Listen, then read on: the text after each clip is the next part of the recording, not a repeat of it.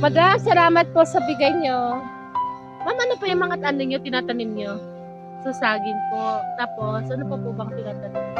Marami po. Madam, ang dami na ito, madam. Salamat. Thank you. Getting Tapos older ang papi niya, oh my doesn't mean God. losing your joy. It means understanding you Walong nga daw yan. better. There's a quiet kind of magic in growth May mga while sari-sariling still pangalan. feeling that wave and spark inside you. Ate ka ang mga ano nila. The years may add lines to your face and stories to your heart, but they don't take away the child who still laughs at simple things, who still finds happiness in small moments. Hi, Mare! In being Pakita mo kayo kinakain mo. Pakita mo sa kanila. your Yan, inner yan, yan, yan. child is not something you outgrow. Kain, kain, It's kain, kain, kain. something you Ah! Yay! Dahil?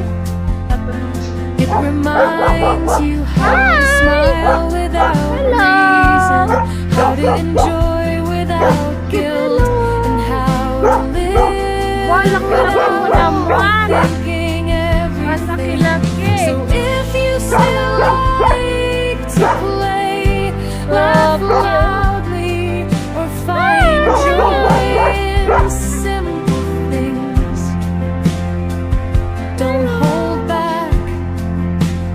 That's not immaturity. That's a beautiful kind of strength.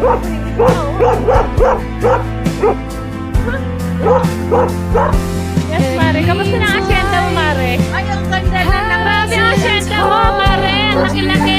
Kasi na naman yung mga dugi, oh. Ay, ituro mo nga ako sa asyenda mo. Ano? Alilika-lika. Sige, kuya mo, naka-transfer mo po. So, itutur po tayo ng ating kakilala sa kanyang malaki at magandang asyenda. Ano tawag mo dito sa ganitong klaseng bahay mo, ano, ma'am? Wow, galing naman. Nakaroon ka lang kagad ng idea. Nasaan na naman po ito, ma'am? Aquarium po, ma'am. Wow, galing naman. Pati pwede na tignan. Grabe, ang bigat, ma'am, ah.